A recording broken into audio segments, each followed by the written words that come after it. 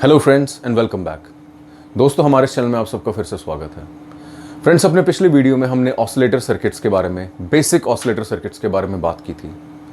आपको एक इम्पिडेंस और एक कैपेसिटेंस के कनेक्शन से मैंने ये समझाने की कोशिश की थी कि किस तरीके से ऑसिलेशंस प्रोड्यूस होती हैं। अपनी उस बातचीत को आज की इस वीडियो में हम जारी रखते हैं। दोस्तों, बात करते हैं बेसिक ऑसिलेटर सर्किट्स की। दोस्तों, ऑसिलेटर सर्किट्स में एक बहुत इंपॉर्टेंट कंसेप्ट आता है जिसे कहा जाता है फेज शिफ्ट नेटवर्क। नेटवर्क का मतलब है कनेक्शंस, आपस में किस तरह से हमने डिवाइसेस को जोड़ रखा है, और फेज शिफ्ट का मतलब होता है किस तरीके से जो फेज है इनपुट वेव का और आउटपुट वेव का वो वेरी करता है, एक दूसरे से अलग अलग होता है, या क्या अलग होता है या नहीं होता। दोस्तों, अपने इस कंसेप्ट के बारे में ज़्यादा डिटेल में बात करने से पहले मैं आपका ध्यान कुछ चीज़ों की तरफ ले जाना चाहता हूं। तो अपना ध्यान दीजिए प्लीज़ ब्लैक बोर्ड, इस बोर्ड पे ये देखिएगा। दोस्तों, सपोज कीजिए एक वेव है हमारे पास। लेट्स से मैं इस छोटे से यहां पर डायग्रामेटिक रिप्रेजेंटेशन से आपको दिखाता हूं। हमारा ऐसा कुछ लेट्स से इनपुट है, एक पर्टिकुलर ऑसिलेटर है जो कि इनपुट दे रहा है। अब जब ऐसा हो रहा है दोस्तों, इनपुट अगर ऐसा है, सपोज कीजिए आउटपुट जो हमें मिलता है वो कुछ ऐसा मिलता है। हमने फेज शिफ्टिंग के बारे में अपने पिछले वीडियोस में बात की है। अपने उन वीडियोस में हम ये जानते हैं कि दोस्तों, जब ऐसा कुछ होता है कि लेट्स से हमने इनपुट वेव ऐसी दी थी और आउटपुट हमें ऐसा मिला, तो हम ये कहते हैं कि यहां पर 180 डिग्रीज का फेज शिफ्ट हुआ है। क्यों 180 डिग्रीज?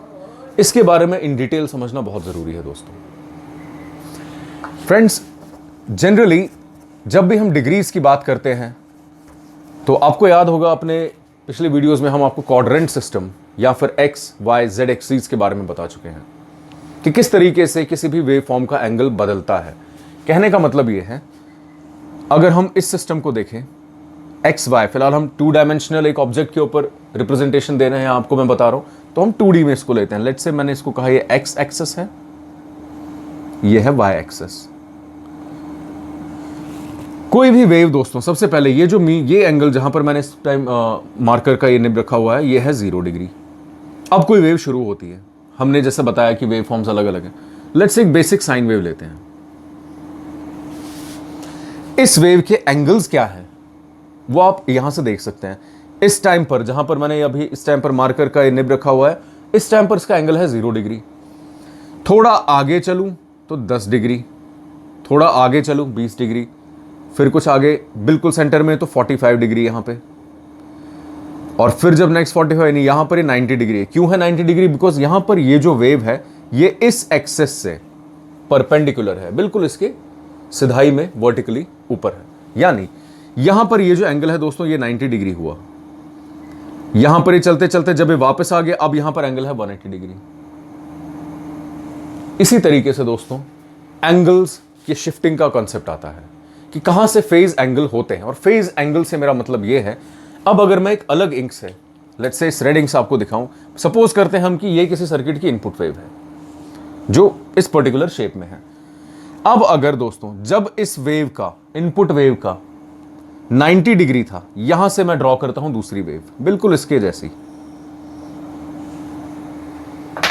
अब मैंने किया क्या,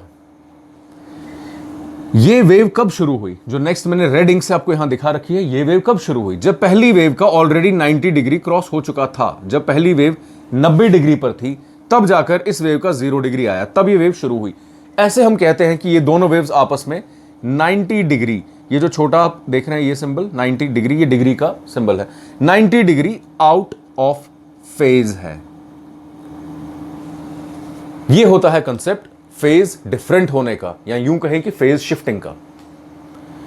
अब इस फेज शिफ्टिंग का बहुत ज्यादा उपयोग किया जाता है दोस्तों ऑसिलेटर सर्किट्स में।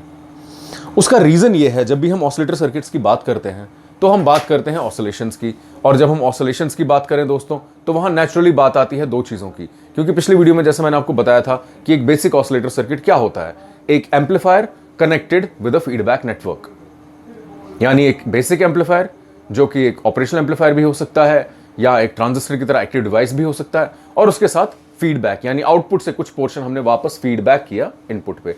लेकिन वो जो इनपुट होना चाहिए वो होना चाहिए पॉजिटिव फीडबैक, यानी जो फीडबैक हम देंगे इनपुट पर वो होना चाहिए पॉजिटिव फीडबैक।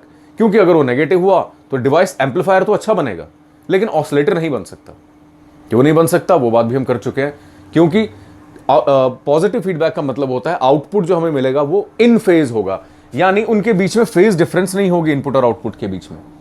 इस फेज डिफरेंस से ये होता है कि दोस्तों जो वेव, जो ऑसिलेशन फाइनली बनेगी, इन दोनों को अगर हम ऐड कर लें, एक दूसरे के साथ जोड़ दें, तो जो नेक्स्ट हमारे पास वेव बनेगी वो क्या होगी दोस्तों? अगर आउट ऑफ फेज हुई तो वो वेव जो उसकी कोर स्ट्रेंथ है वो कम होगी या यूं कहें डिस्टॉर्टेड होगी, कुछ इस तरह से, कुछ इस तरह से। जहां जहां पर सब्ट्रैक्टिव इफेक्ट आएगा वहां वहां पर उसका कोर स्ट्रेंथ गिरता जाएगा। इसीलिए हम हमेशा पॉजिटिव फीडबैक का इस्तेमाल करते हैं, क्योंकि पॉजिटिव फीडबैक का मतलब है जो हमने आउटपुट का पोर्शन उठाकर वापस इनपुट में दिया वो इन फेज है विद द इनपुट वेव। तो जब वो इन फेज होगा, यानी अब अगर मैं इस रेड इंक से बनाया हुआ इसको हटा दूं और दोबारा इसी इंक से इन फेज वेव बनाऊं, तो जो हम फीडबैक देते हैं पॉजिटिव फीडबैक के केस में, जो हमने वेव दी वो भी वहीं से शुरू होगी जो यहां से, यानी वो इस वेव में ऐड करेगी। इससे नतीजा ये होगा कि जो ऑसिलेशंस अल्टीमेटली जो हमें आउटपुट चाहिए वो हमें डिस्टॉर्टेड या खराब नहीं चाहिए, हमें तो एक स्टडी आउटपुट चाहिए। अब जब एक एम्पलीफायर सर्किट का इनपुट हमने इनपुट दिया, उसमें फिर एक आउटपुट लिया, वो आउटपुट अगर इन फेज है, बिल्कुल इस तरह से इन फेज है विद द इनपुट, तो जो रिजल्ट हमें मिलेगा अल्टीमेटली वो क्या होगा? वो सस्टेन्ड ऑसिलेशंस होंगी, एक स्टेबल आउटपुट हमें मिलेगा। ऑसिलेशंस कंटिन्यूअस चलती रहेंगी बिना किसी एनर्जी लॉस के। यही तो हमारा मकसद है, इसीलिए तो हम उसको ऑसिलेटर सर्किट कहते हैं। अब ये बात तो थी थ्योरी की, लेकिन प्रैक्टिकल वर्ल्ड में हम कैसे इस्तेमाल में लाते हैं इन सर्किट्स को, उसके लिए दोस्तों आपके लिए एक और चीज का समझना जरूरी है, जिसकी इस वीडियो में हम चर्चा करने वाले हैं।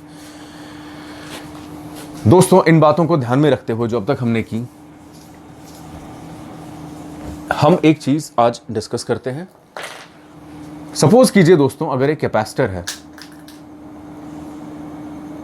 और एक रेजिस्टर है। सपोज यहां पर मैंने इनपुट दिया और सपोजिंग यहां से मैंने आउटपुट लिया। बेसिक सर्किट है, एक आर रेजिस्टर और एक सी कैपेसिटर। तो दोस्तों प्रैक्टिकल पर्पसेस में यह देखा गया कि जब भी हम किसी कैपेसिटर को ऐसे कनेक्ट करते हैं विद अ रेजिस्टर, यानी जब भी हम कैपेसिटर और इसी को कहा जाता है आरसी, आर का मतलब है रेजिस्टर, सी का मतलब है कैपेसिटर। अभी आप इस डायग्राम की तरफ बिल्कुल ध्यान मत दीजिए, अभी आप बेसिक कंसेप्ट को समझिए। एक कैपेसिटर को जब हमने कनेक्ट किया विद रेजिस्टर, यहां से हमने दिया इनपुट और यहां से हमने लिया आउटपुट, तो यह देखा गया दोस्तों इनपुट जो हमने यहां से दिया था और जो आउटपुट हमें यहां से मिला, यह हमेशा 60 डिग्री आउट ऑफ फेज होता है।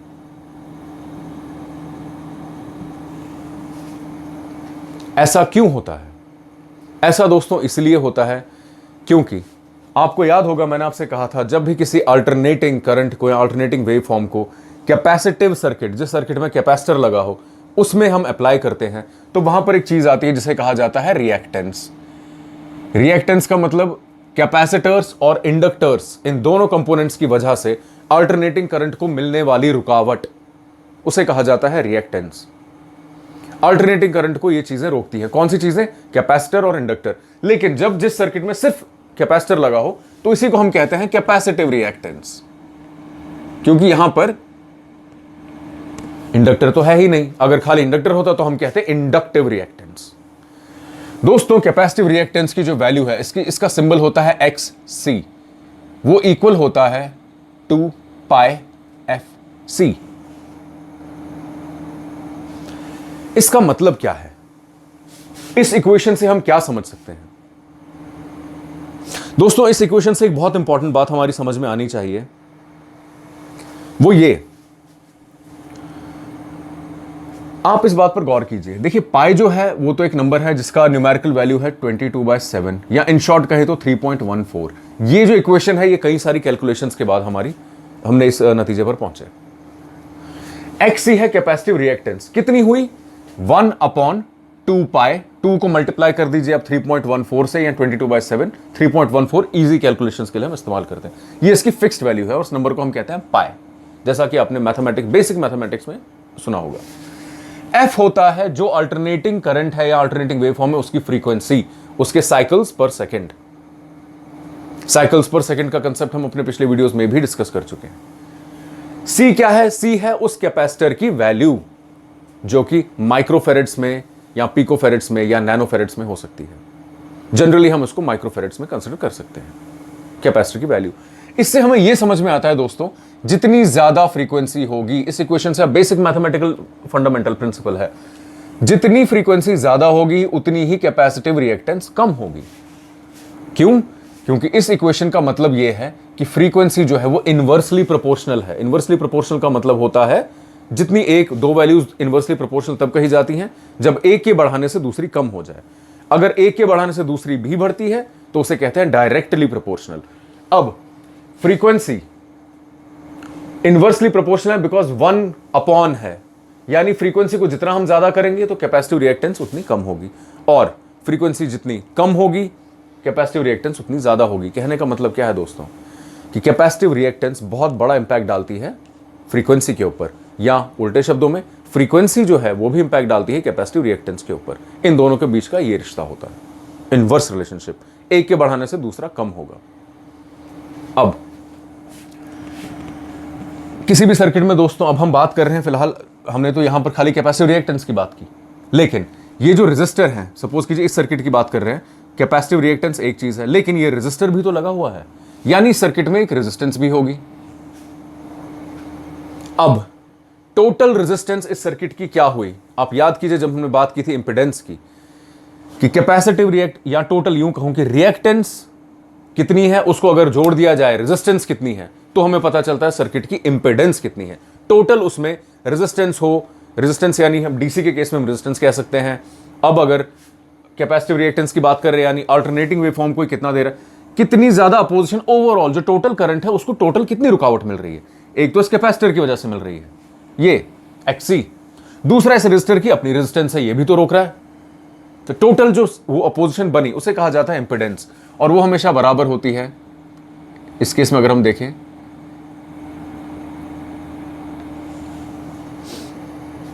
यानी टोटल अपोजिशन, टोटल रुकावट जो करंट को मिल रही है वो कितनी है, इस अल्टरनेटिंग करंट को मिल रही है वो कितनी है, वो होता है √ऑफ XC² + R²। यानी अब XC में फ्रीक्वेंसी का फैक्टर आता है, फिर कैपेसिटर्स का ये जो C यहां था ये एक वैल्यू आती है। यानी अगर हम कैपेसिटेंस की और रेजिस्टेंस की, क्योंकि हम बात कर रहे हैं कैपेसिटर और रेजिस्टर की, इन दोनों की वैल्यूज अगर हम चूज करें तो हम क्या कंट्रोल कर सकते हैं, अल्टीमेटली इंपेडेंस कितनी है, या यूं कहें कि हम ये चूज कर सकते हैं कि फेज शिफ्ट कितना होगा। तो बेसिक कहने का मतलब, इस सारी डिस्कशन का मतलब ये था, इन जैसे सर्किट्स में खास तौर से कैपेसिटर की और रेजिस्टर की वैल्यू ऐसी चूज की जाती है कि जो इनपुट हमने दिया और जो आउटपुट हमें मिला वो 60 डिग्री आउट ऑफ फेज हो। यानी आउटपुट जब शुरू होगा उस मोमेंट पर, अगर ये इनपुट था, लेट्स से यहां पर इनपुट की बात करें हम, तो इनपुट का ऑलरेडी मैं इसको रेडिंग से दिखा देता हूं दोस्तों आपकी सहूलियत के लिए। इनपुट का ऑलरेडी 60 डिग्री क्रॉस हो चुका था कुछ इस तरह से, यानी इन दोनों में जो फर्क है, ये ऑलरेडी मान लीजिए इनपुट, ये तो मैं रफ आपको दिखा रहा हूं, इनपुट ऑलरेडी 60 डिग्री पर था तब जाकर आउटपुट हुआ, इसे कहा जाता है 60 डिग्री आउट ऑफ फेज। और यही जो फंडामेंटल प्रिंसिपल है दोस्तों, ये बनता है बेसिस इस सारे के सारे डिस्कशन का। इन शॉर्ट मतलब आपके लिए जो प्रैक्टिकल पर्पसेस के लिए मतलब है वो ये है, एक ऐसे कनेक्शन से, एक कैपेसिटर और एक रेजिस्टर के इस एक स्टेज से हमें 60 डिग्री शिफ्ट मिलता है। लेकिन अब अगर हम, अब आती है बात इस सर्किट की, अब अगर हम ये देखिएगा, आप इस पर गौर कीजिए, हमने यहां क्या किया हुआ है, एक कैपेसिटर एक रेजिस्टर, फिर एक कैपेसिटर एक रेजिस्टर, एक कैपेसिटर एक, यानी अगर हम ऐसे ही 3 सर्किट्स बना दें, अगर एक सर्किट से हमें 60 मिल रहा है, 3 सर्किट से हमें कितना मिलेगा दोस्तों, 180, 3 × 60, एक हमें दे रहा है, एक ऐसा सर्किट हमें दे रहा है 60 डिग्री फेज शिफ्ट। दो कितने देंगे, 2 देंगे 120, 3 कितने देंगे 180। यानी इस पूरे के पूरे 3 को अगर हम कनेक्ट कर दें आपस में, 3 ऐसे सर्किट्स को कनेक्ट कर दें, रेजिस्टर कैपेसिटर, तो हमें टोटल फेज शिफ्ट जो यहां पर मिलेगा दोस्तों इन तीनों के आउटपुट पे, इस पार्ट को फिलहाल भूल जाइए, आप सिर्फ इसकी बात कीजिए यहां तक। यहां पर जो हमें फेज शिफ्ट मिलेगा वो क्या होगा, इनपुट जो था उससे 180 डिग्री, या यूं कहें अगर इनपुट ऐसा था तो आउटपुट अब कैसा होगा, ऐसा। बिल्कुल 180 डिग्री फेज शिफ्ट हो गया इस पॉइंट पर। इसलिए इस वजह से, क्योंकि यहां पर जो फेज शिफ्ट है दोस्तों, ये कुछ सीढ़ी चढ़ने जैसा है। क्योंकि पहले 60 डिग्री ये सर्किट जो है, ये एक कैपेसिटर एक रेजिस्टर कितना देगा 60 डिग्री। उसके बाद जब नेक्स्ट यही इनपुट इसमें गया तो ये देगा 120, क्योंकि इसका अपना 60 प्लस ये 60। फिर जब तीसरे में गया तो ये देगा 180, क्यों? क्योंकि एक अब तक 120 हो चुका था, प्लस इसका अपना 60। यूं कहें कि इस केस में फेज शिफ्ट जो है स्टेप बाय स्टेप, एक कदम के बाद एक कदम ऊपर की तरफ बढ़ता जा रहा है। इसी वजह से इसको कभी कभी हम RC लैडर, लैडर का मतलब होता है सीढ़ी, लैडर नेटवर्क भी कहते हैं। RC लैडर नेटवर्क मतलब, RC मतलब रेजिस्टेंस कैपेसिटेंस, लैडर मतलब सीढ़ी, सीढ़ी क्यों? क्योंकि धीरे धीरे फेज शिफ्ट बढ़ता जा रहा है, फिक्स्ड अमाउंट से बढ़ता जा रहा है। 60 डिग्री एक से, 60 डिग्री एक से, 60 डिग्री एक से, टोटल फेज शिफ्ट कितना हुआ 180 डिग्री। उसके बाद हम इसी सर्किट, ये जो हमें यहां पर आउटपुट मिला इस तीनों स्टेजेस से, इसी को हम आगे कनेक्ट कर देते हैं एक ट्रांजिस्टर में। और दोस्तों ये हम जानते हैं कि ट्रांजिस्टर एम्पलीफाई करता है सर्किट को, सिग्नल को। यानी जो उसको इनपुट यहां पर मिला, ये ट्रांजिस्टर की बेस है, यहां पर ये बेस पर जो इनपुट यहां से आया, इसने इसको क्या किया एम्पलीफाई। अगर ये इनपुट मान लीजिए सपोज ऐसे आ रहा था, ये से और बड़ा कर देगा, लेकिन क्या करेगा, खाली एम्पलीफाई नहीं करता। ट्रांजिस्टर जो है वो अपना, कोई भी ट्रांजिस्टर जब एम्पलीफाई करता है, चाहे ऑपरेशनल एम्पलीफायर की ही बात कीजिए, पहले हम बात करते हैं ट्रांजिस्टर की। ये ट्रांजिस्टर एक तो एम्पलीफाई करेगा, प्लस अपनी तरफ से 180 डिग्री और फेज शिफ्ट करेगा। ये ट्रांजिस्टर की बेसिक प्रॉपर्टी होती है। यानी यहां पर हमने सपोज कीजिए इनपुट जो हमें यहां आ रहा था वो आ रहा था कुछ ऐसा, यहां पर जब हमें इनपुट आउटपुट मिला खाली इस RC लैडर नेटवर्क से, वो क्या मिला 180 डिग्री आउट ऑफ फेज। जब हमने इसी को इसमें दिया, एक तो ये बड़ा हो जाएगा, एम्पलीफाई हो जाएगा, साथ ही साथ इस सिग्नल को ये फेज शिफ्ट करेगा 180 डिग्री। यानी हमें फिर से बड़ी मात्रा में बढ़ा हुआ इनपुट मिल जाएगा। यही है बेसिक प्रिंसिपल एक RC ऑसिलेटर का। किया क्या है हमने दोस्तों, सिंपल, एक एम्पलीफायर, साथ में यहां से अगर आप देखें ये है हमारा इसमें फीडबैक नेटवर्क। ये हमने इस ट्रांजिस्टर से, हमें यहां पर ये आउटपुट मिल रहा था जो हमने इस कैपेसिटर के जरिए फिर आगे ले गए। ये देखिएगा ये है आउटपुट, इसके कलेक्टर से हमने आउटपुट लिया। अब जब ये आउटपुट हम ले रहे हैं, इसी का कुछ पोर्शन उठाकर हमने इस वायर के जरिए वापस इनपुट में दे दिया। यानी एक फीडबैक नेटवर्क और एक एम्पलीफायर, इन दोनों के आपस के फीडबैक, पहले फीडबैक नेटवर्क का अपना 180 डिग्री फेज शिफ्ट हमने देखा, उसके बाद एम्पलीफायर का अपना 180 डिग्री। तो टोटल फेज शिफ्ट कितना हुआ 360। और पिछले वीडियो में बता चुका हूं 360 डिग्री का मतलब होता है 0 डिग्री। 360 का मतलब होता है, अगर हम दोस्तों ग्राफिकली इसको देखना चाहें तो ये अगर 0 डिग्री है, ये 90, ये हुआ 180, यानी बिल्कुल उल्टा हो जाएगा। ये कितना हुआ 270, यानी इतना। फिर जब ये वापस आएगा 0 पे तो यहां पर ही आ जाता है 360, यानी 360 डिग्री फेज शिफ्ट का मतलब है 0 फेज शिफ्ट, कोई फेज शिफ्ट हुआ ही नहीं, वापस उसी फॉर्म में आ गया आउटपुट। ये है आउटपुट, एम्पलीफाई हुआ और साथ में उसी फॉर्म में है जिस फॉर्म में इनपुट था। ये बात होती है दोस्तों बेसिक RC ऑसिलेटर सर्किट की। इस सर्किट को समझना हमारे लिए जरूरी था और फेज शिफ्टिंग के इस कॉन्सेप्ट को जानना और भी जरूरी है। मैं अपने आने वाले वीडियोस में भी, जब तक ये ऑसिलेटर हम टॉपिक कवर कर रहे हैं, अपने उन वीडियोस में भी इस फेज शिफ्ट पर बार बार जोर देता रहूंगा और ज्यादा सिंपल तरीके से या और ज्यादा डिटेल में जाकर इसे एक्सप्लेन करूंगा। क्योंकि फेज शिफ्टिंग बहुत ज्यादा जरूरी है। ये जरूरी इसलिए है क्योंकि इसी फेज शिफ्टिंग के कंसेप्ट से हमारी समझ में यह आएगा कि क्यों जो ऑसिलेशंस प्रोड्यूस होंगी वो सस्टेन्ड होंगी। अब ये सारी बातें दोस्तों, और इसके बाद हम ये भी बात करेंगे कि सपोज यहां तो हमने ट्रांजिस्टर का एग्जांपल दिया, अगर ये एक ऑपरेशनल एम्पलीफायर होता तो क्या होता। क्योंकि अल्टीमेटली हमने किया क्या है, ये तो है एक RC लैडर नेटवर्क, हमने एक फीडबैक नेटवर्क को किसके साथ कनेक्ट किया है, कि एम्पलीफायर के साथ। एम्पलीफायर खाली ट्रांजिस्टर तो नहीं, एक ऑपरेशनल एम्पलीफायर भी तो हो सकता है, जिसकी हम बात कर चुके हैं। उस केस में कैसे फंक्शन होगा, उस केस में इस सर्किट का ऑपरेशन कैसे होगा, ये हम जानेंगे दोस्तों अपने अगले वीडियो में। तो उम्मीद है अब तक ऑसिलेशंस का ये टॉपिक आपकी समझ में आया होगा, ये वीडियो आपको इंफॉर्मेटिव लगा होगा। अभी तक अगर आपके मन में कोई भी डाउट है इस टॉपिक के बारे में जितना हमने डिस्कस किया, या इससे पहले डिस्कस किए गए किसी भी टॉपिक के बारे में, तो नीचे कमेंट्स में ज़रूर लिखिए, उसका उत्तर देने में हमें बेहद खुशी होगी। कृपया हमारे चैनल को लाइक और सब्सक्राइब ज़रूर कीजिए। Thank you.